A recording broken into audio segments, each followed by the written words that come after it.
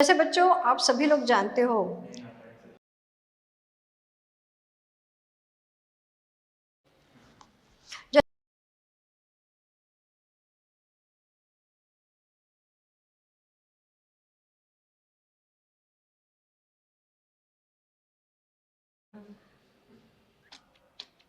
ने बहुत अधिक मंडलीय और ताप और इसे ग्रिफिथ ने कहा चित होना भूमि के साथ नए नए अंत में मनुष्य ने पास कोई आधुनिक साधन इसके अंतर किस देश का किसी उपलब्धि होती है।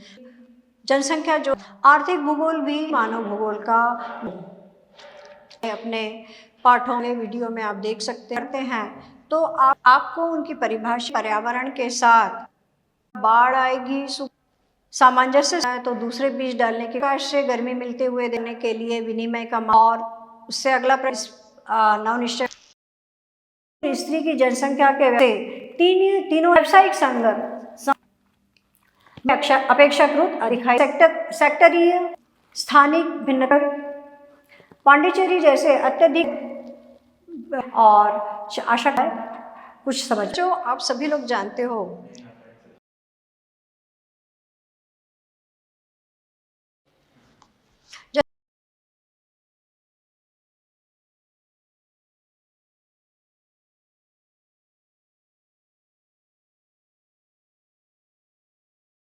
मंडलीय ताप और इसे ग्रिफिथ ने कहा चित होना भूमि के साथ नए नए पास कोई आधुनिक साधन इसके अंतर किस देश का किसी उपलब्धि होती है।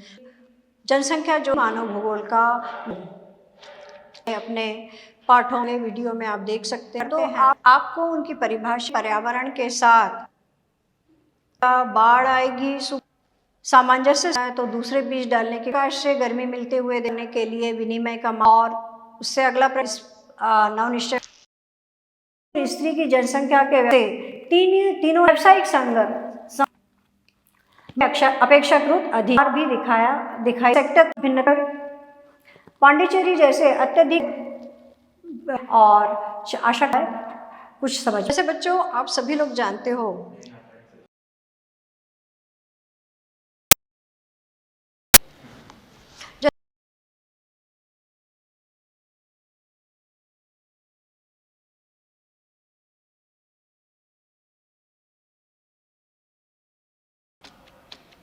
ने बहुत अधिक मंडलीय और ताप और इसे ग्रिफिथ ने कहा चित होना भूमि के साथ नए नए पास कोई आधुनिक साधन इसके अंतर किस देश का किसी उपलब्धि होती है। जनसंख्या जो मानव भूगोल का अपने पाठ करते हैं तो आप पर्यावरण के साथ बाढ़ आएगी सामंजस्य है तो जैसा आप बच्चों जानते हो कि लाल बत्ती का अर्थ होता है रुको, पीली बत्ती का और लाल और हरे के बीच रुक कर तैयार रहने का संकेत करती है। जो पीली बत्ती होती है वो लाल और हरे के बीच रुककर तैयार रहने का संकेत करती है। उसी प्रकार हम प्राकृतिक नियमों का पालन करके प्रकृति पर विजय प्राप्त कर सकते हैं। यदि हम प्राकृतिक नियमों का पालन नहीं करते हैं तो हमें बहुत सारी हानि होती है और इस हानि को हम और आप आज अपनी आंखों से देख रहे हैं। जैसे हरित क्रांति के कारण हमने अनाजों के उत्पादन को बढ़ाया, जो उर्वरकों का उपयोग किया उससे मिट्टी का नुकसान हुआ, हरित गृह प्रभाव हुए, ओजोन परत का नुकसान हुआ है, भूमंडलीय ताप भी बढ़ता गया और हिम नदियाँ जो है इस ताप के कारण पीछे हटती जा रही है। नवनिश्चयवाद प्रकृति से संतुलन बनाने का प्रयास है। ने कहा कि अगर हम इसका दुरुपयोग करते हैं तो हमें पर्यावरण के साथ बहुत सारी बुरी घटनाओं का सामना करना पड़ेगा, जैसे पेड़ों के कटने से बाढ़ों का आना, हिम नदियों का जो है भूमंडलीय ताप का बढ़ना, हरित गृह प्रभाव से ओजोन परत का कम होना, ये सारी घटनाएं जो है हमारे लिए बहुत ही हानिकारक है। इसलिए हमें पर्यावरण के साथ संतुलन बनाए रखना है, पेड़ों का अधिक से अधिक लगाना है, पेड़ों के लगने से हमारे इस दुष्परिणाम को हम कुछ हद तक कम कर सकते हैं। मानव भूगोल में दीर्घकालीन परिवर्तन हुए बच्चों। प्राचीन समय में मनुष्य कम शिक्षित था, धीरे धीरे उसने अपने नए आविष्कार करके जो अपने जीवन को बहुत ही सरल और सुलभ बनाया। 15वीं शताब्दी में मनुष्य ने समुद्री यात्राएं प्रारंभ की। पहले यात्राएं बहुत ही कष्टदायक थी।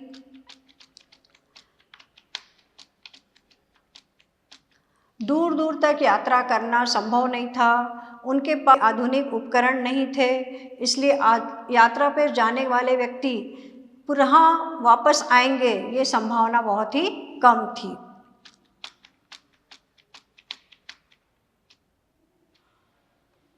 मानव भूगोल लोक कल्याणकारी विचारधारा से संबंधित है, जिसमें हम जो भी आविष्कार करते हैं, जो साधन उपयोगी बनाते हैं, वो सभी के लिए सर्वगुण संपन्न होना आवश्यक होता है और हम यह कार्य सभी के लिए सोच कर ही बनाते हैं, इसीलिए यह लोक कल्याणकारी विचारधारा से संबंधित है।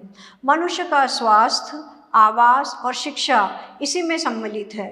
मनुष्य के लिए स्वास्थ्य के लिए हमने नए नए उपकरण बनाए, आवास की सुविधाएं हमने उपलब्ध कराई, जैसा पर्यावरण है वैसे आवास बनाए, और शिक्षा के माध्यम से विनिर्माण में धीरे धीरे हमने उन्नति की और हम चतुर्थ प्रक्रियाओं तक पहुंच चुके हैं।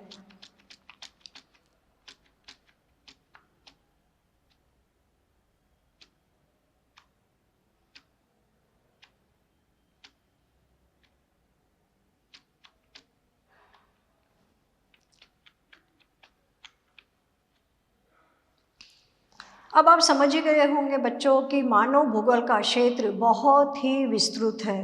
मानव भूगोल मनुष्य के जीवन के सभी तत्वों से संबंधित है। अंतर्गत सामाजिक भूगोल, नगरीय भूगोल, राजनीतिक भूगोल, जनसंख्या भूगोल, आवास भूगोल, आर्थिक भूगोल, ये ही मानव भूगोल के विषय क्षेत्र है। इसके अंतर्गत हम मनुष्य के समाज, मनुष्य द्वारा विकसित नगरों और गांवों का अध्ययन करते हैं। मनुष्य के द्वारा बनी हुई राजनीतिक सीमा, देश का, किसी राज्य का, किसी जिले की सीमा कहाँ से कहाँ तक है।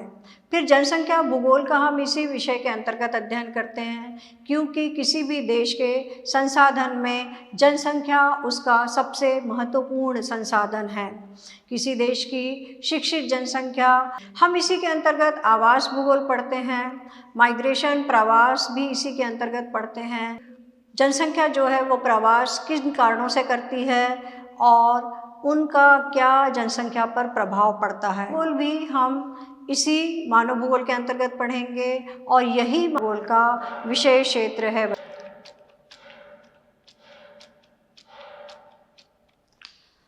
मानव भूगोल के उपक्षेत्र है जिसके अंतर्गत हम लोग व्यवहारवादी भूगोल, सामाजिक कल्याण का भूगोल, अवकाश का भूगोल, सांस्कृतिक भूगोल, ऐतिहासिक भूगोल, चिकित्सा भूगोल, निर्वाचन भूगोल और सैन्य भूगोल तथा संसाधन भूगोल भी पढ़ते हैं। एक महत्वपूर्ण भूगोल है सांस्कृतिक भूगोल के साथ हम लिंग भूगोल भी कहते हैं, जिसमें हमें स्त्री और पुरुष की जनसंख्या का पूर्ण अध्ययन करना पड़ता है और यह विस्तार पूर्वक हम आगामी आने पाठों में अध्ययन करते रहेंगे।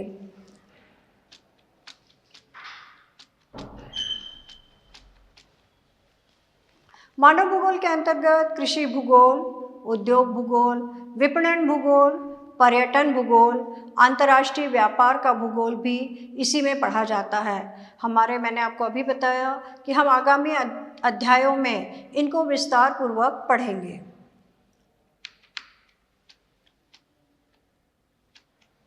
तो बच्चों, इस प्रकार मानव भूगोल के अंतर्गत हम विस्तार में बहुत सारा कुछ पढ़ने वाले हैं। सामाजिक भूगोल पढ़ेंगे, जनसंख्या भूगोल पढ़ेंगे, आवास भूगोल पढ़ेंगे, मानव बस्ती भूगोल पढ़ेंगे, जनसंख्या पढ़ेंगे और इसके अंतर्गत हमारी पुस्तक में एक एक अध्याय दिया गया है और जो हम विस्तार में आगामी में आप देख सकते हैं उसमें पढ़ते जाएंगे।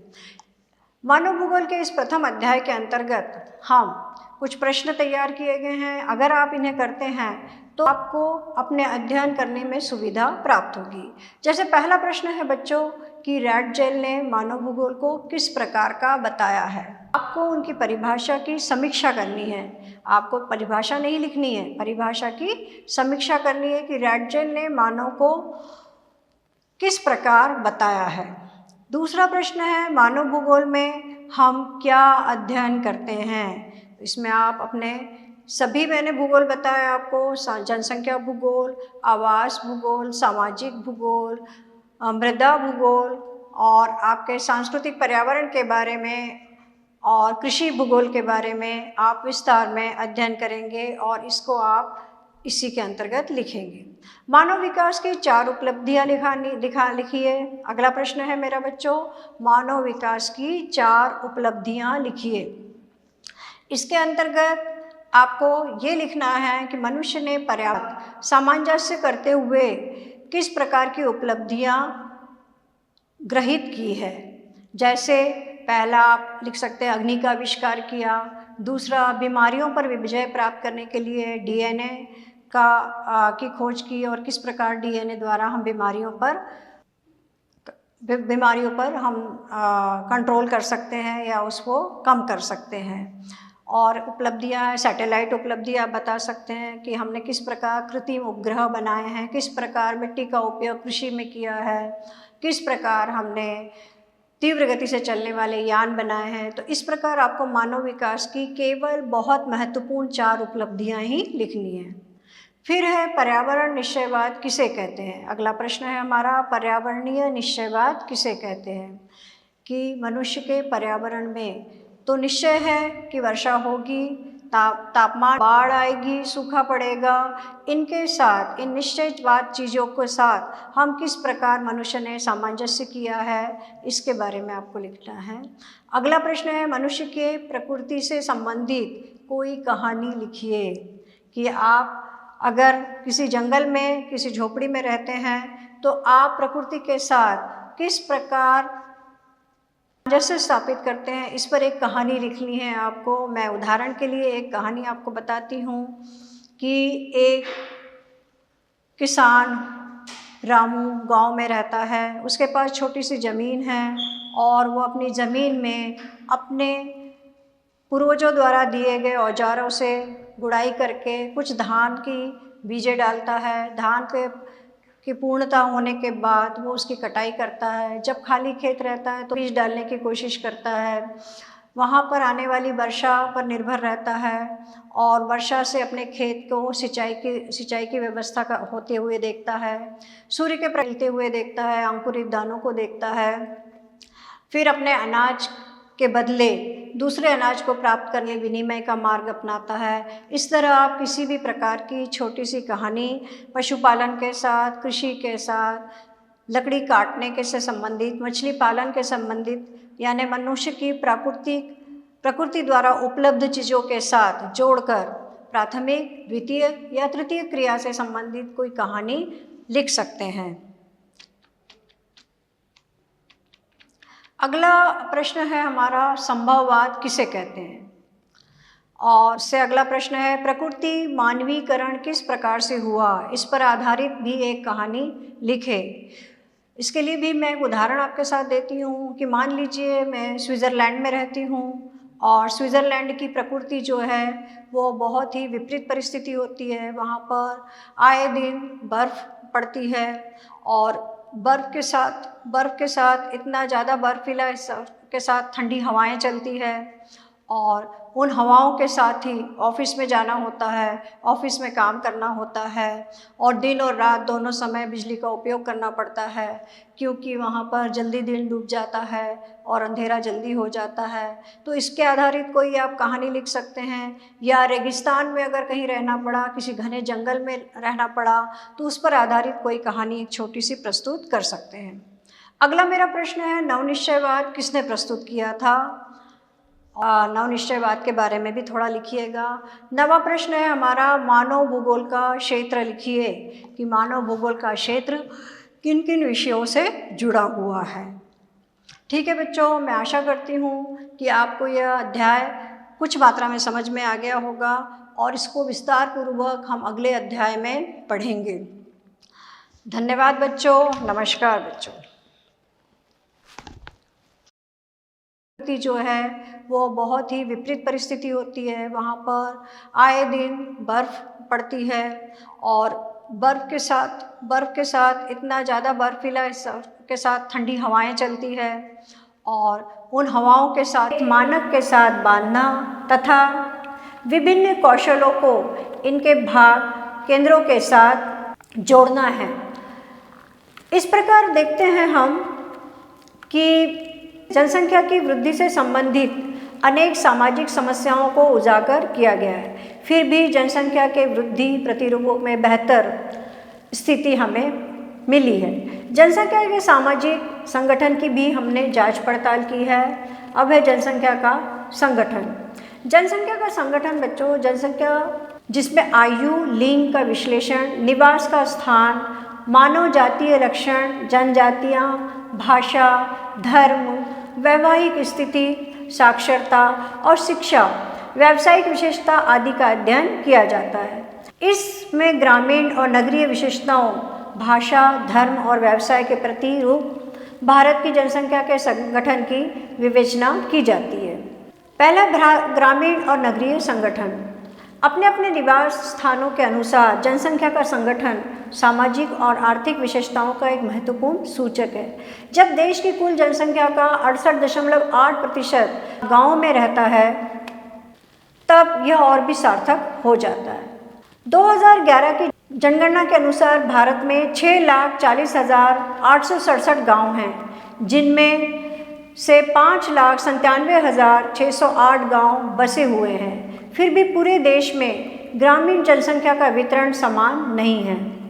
बिहार, सिक्किम जैसे राज्यों में ग्रामीण जनसंख्या का प्रतिशत बहुत अधिक है। गोवा और महाराष्ट्र राज्यों की कुल जनसंख्या का आधे से अधिक भाग गाँव में बसता है। दूसरी ओर दादर और नगर हवेली को छोड़कर केंद्र शासित प्रदेशों का लघु अनुपात ही ग्रामीण जनसंख्या का है। गाँव का आकार भी काफ़ी हद तक अलग अलग है। उत्तरी पूर्वी भारत के पहाड़ी राज्यों, पश्चिमी राजस्थान और कच्छ के रेन में यह 200 व्यक्तियों से कम और केरल व महाराष्ट्र में कुछ भागों में यह 17,000 व्यक्ति तक पाया जाता है। भारत की ग्रामीण जनसंख्या के वितरण के प्रतिरूप का संपूर्ण परीक्षण किया जाता है कि राज्य और अंतर्राज्य दोनों स्तरों पर नगरीय और सापेक्षिक परिणाम और ग्रामीण और नगरीय प्रवास का विस्तार ग्रामीण जनसंख्या के घनत्व को नियंत्रित करता है।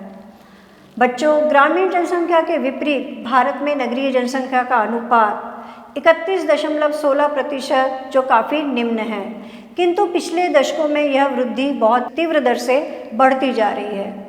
नगरीय जनसंख्या की वृद्धि दर आर्थिक विकास, स्वास्थ्य और स्वास्थ्य संबंधी दशाओं में सुधार के कारण तेजी से बढ़ रहा है। कुल जनसंख्या की भांति नगरीय जनसंख्या के वितरण में भी देश भर में भिन्नताएं पाई जाती है। जैसा कि हम देखते हैं कि राज्यों और केंद्र शासित प्रदेशों में नगरीय जनसंख्या काफ़ी बड़ी है। यह सामाजिक आर्थिक दशाओं के कारण, नगरीय क्षेत्रों के विकास और ग्रामीण नगरीय प्रवास के कारण बढ़ी है। इस दर को हम देखते हैं कि उत्तरी भारत के मैदान में मुख्य सड़कों के मिलन बिंदुओं और रेल मार्गों से सटे हुए नगरीय क्षेत्रों जैसे कोलकाता, मुंबई, बेंगलोर, मैसूर, मदुरई, कोयम्बटूर, अहमदाबाद, सूरत, दिल्ली, कानपुर और लुधियाना, जालंधर में ग्रामीण नगरीय प्रवास कृषि की दृष्टि से और निम्न गंगा के मैदानों में विशेष रूप से बढ़ी है। इसके अतिरिक्त हम देखते हैं तेलंगाना या असिंचित पश्चिमी राजस्थान, उत्तर पूर्व के दूर दराज के पहाड़ी और जनजातीय क्षेत्रों, प्रायद्वीपीय भारत के बाढ़ संभावित क्षेत्रों और मध्य प्रदेश के पूर्वी भागों में नगरीकरण का स्तर बहुत ही निम्न रहा है। भाषाई संगठन। भारत एक भाषीय विविधता की भूमि है। ग्रियर्सन के अनुसार भारत का एक भाषीय सर्वेक्षण किया गया था, जिसके अनुसार भारत में 179 भाषाएं और 554 के लगभग बोलियां बोली जाती है। आधुनिक भारत के संदर्भ में 22 भाषाएं अनुसूचित जाति और अनेक भाषाएं गैर अनुसूचित है। अनुसूचित भाषाओं में हिंदी बोलने वालों का प्रतिशत सबसे ज़्यादा है। लघुत्तम भाषा वर्ग संस्कृत, बोडो तथा मणिपुरी बोलने वालों के हैं। देश के भाषाई प्रदेशों की सीमाएं सुनिश्चित और स्पष्ट नहीं हैं, बल्कि उनका अपने अपने सीमांत प्रदेशों के क्रमिक क्षेत्रों तक ही उनका विस्तार है। भाषाई वर्गीकरण इस प्रकार है कि प्रमुखतः भारतीय भाषाओं को बोलने और भाषाई के विचारों को परिवारों को जोड़े हुए बहुत सारे उप परिवार और शाखाएं हैं और वर्ग है। धार्मिक संगठन।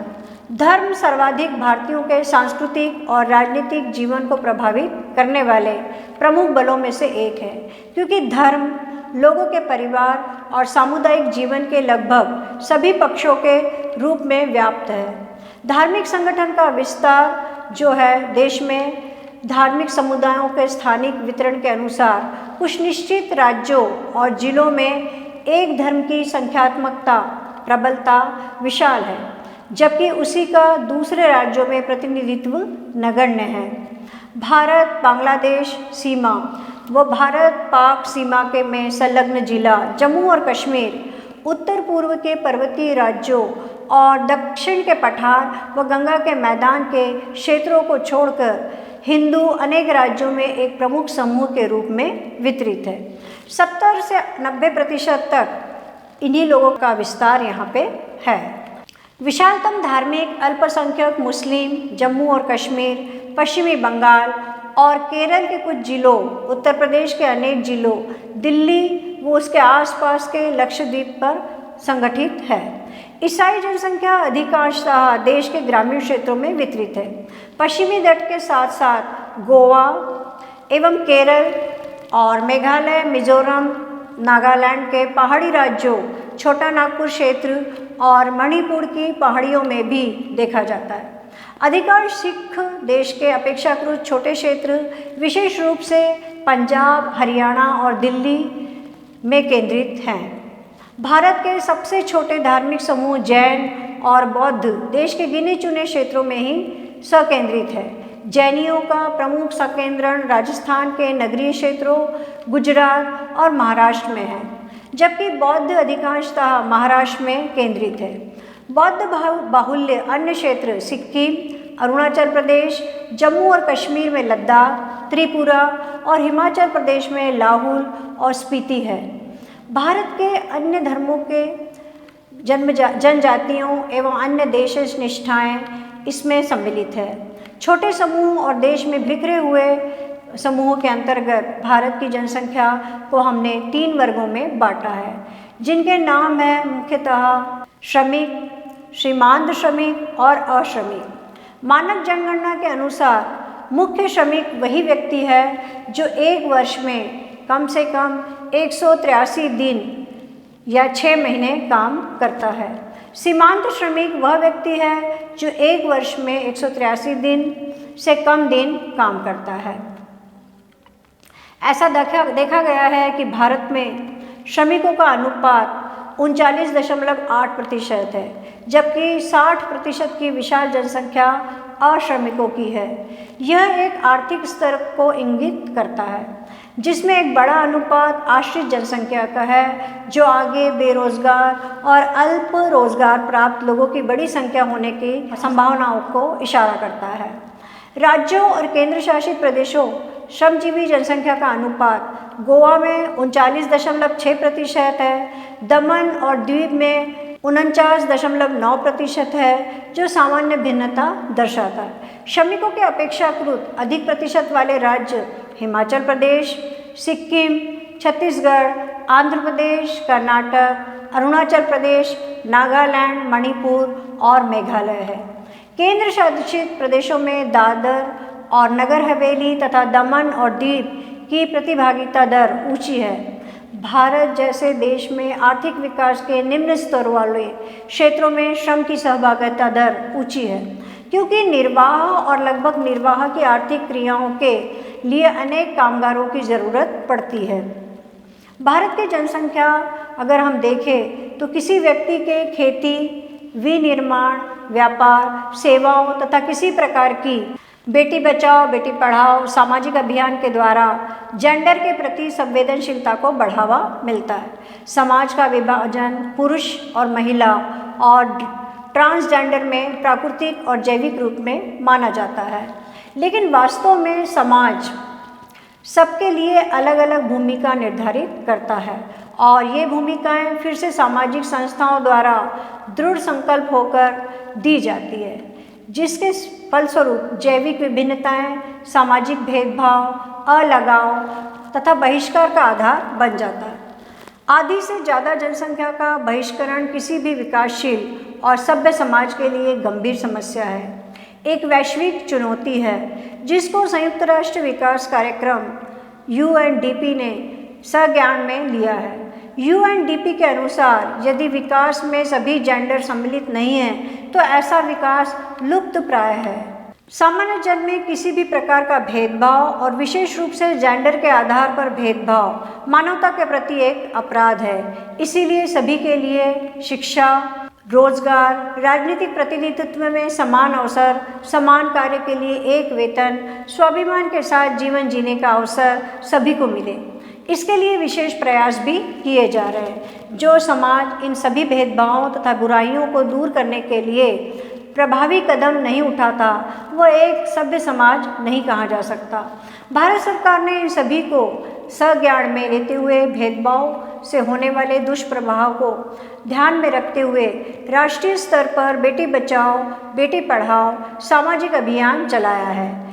द्वितीयक और तृतीयक सेक्टरों की तुलना में प्राथमिक सेक्टर के श्रमिकों के एक बड़े अनुपात को हम श्रमजीवी जनसंख्या का लगभग 54.6% कृषक और कृषि मजदूर, जबकि केवल 3.8% श्रमिक घरेलू उद्योगों में लगे और 41.6% अन्य श्रमिक है जो गैर घरेलू उद्योगों, व्यापार, वाणिज्य, विनिर्माण और मरम्मत तथा अन्य सेवाओं के कार्यों में कार्यरत है। जहाँ तक देश की पुरुष और स्त्री की जनसंख्या के व्यवसाय का प्रश्न है, पुरुष श्रमिकों की संख्या स्त्री श्रमिकों की संख्या से तीनों सेक्टरों में सबसे अधिक है। व्यावसायिक संवर्ग सन 1911 की जनगणना ने भारत की श्रमजीवी जनसंख्या को 4 प्रमुख भागों में बांटा है: कृषक, कृषि मजदूर, घरेलू औद्योगिक श्रमिक और अन्य श्रमिक। महिला श्रमिकों की संख्या प्राथमिक सेक्टर में अपेक्षाकृत अधिक है, लेकिन विगत कुछ वर्षों से महिलाओं की द्वितीयक और तृतीयक सेक्टरों में भी सहभागिता में सुधार हुआ है। कुछ दशकों में भारत के कृषि सेक्टर के श्रमिकों का अनुपात में उतार भी दिखाई दे रहा है। द्वितीयक और तृतीयक सेक्टरों में सहभागिता दर बढ़ी है और यह श्रमिकों की खेत आधारित रोजगारों पर निर्भरता है और गैर खेत आधारित रोजगारों पर भी निर्भरता है। यह देश की अर्थव्यवस्था में सेक्टरीय स्थानांतरण के कारण है। देश के विभिन्न स्थानिक भिन्नता को हम देखते हैं कि उदाहरण के तौर पर हिमाचल प्रदेश और नागालैंड जैसे राज्यों में कृषकों की संख्या बहुत अधिक है और दूसरी ओर बिहार, आंध्र प्रदेश, छत्तीसगढ़, उड़ीसा, झारखंड, पश्चिमी बंगाल और मध्य प्रदेश जैसे राज्यों में कृषि मजदूरों की संख्या अधिक है। दिल्ली, चंडीगढ़, पांडिचेरी जैसे अत्यधिक नगरीयकृत क्षेत्रों में श्रमिकों का बहुत बड़ा अनुपात सेवा कार्यों में लगा हुआ है। यह न केवल सीमित कृषि भूमि की उपलब्धता बल्कि नगरीकरण और औद्योगिकरण के कारण गैर कृषि सेक्टरों में और अधिक श्रमिकों की आवश्यकता को इंगित करता है। तो बच्चों, हम इस प्रकार देखते हैं कि भारत में विभिन्न क्षेत्रों में जनसंख्या का घनत्व, भाषाई क्षेत्र, श्रमिकों की संख्या सभी असमान रूप से भिन्न भिन्न जगहों पर असमान है और इसके कारण भी सामाजिक, आर्थिक और नगरीकरण जैसे कारण इसको प्रभावित करते हैं। देश के उद्योग, देश की कृषि, देश का प्राथमिक, द्वितीयक और तृतीयक क्षेत्र इससे प्रभावित होता है। तो इस प्रकार बच्चों, हमने भारत की जनसंख्या पढ़ी है और आशा करती हूँ कि आपको यह अध्याय समझ में आ गया होगा इस वीडियो के माध्यम से। जय हिंद बच्चों।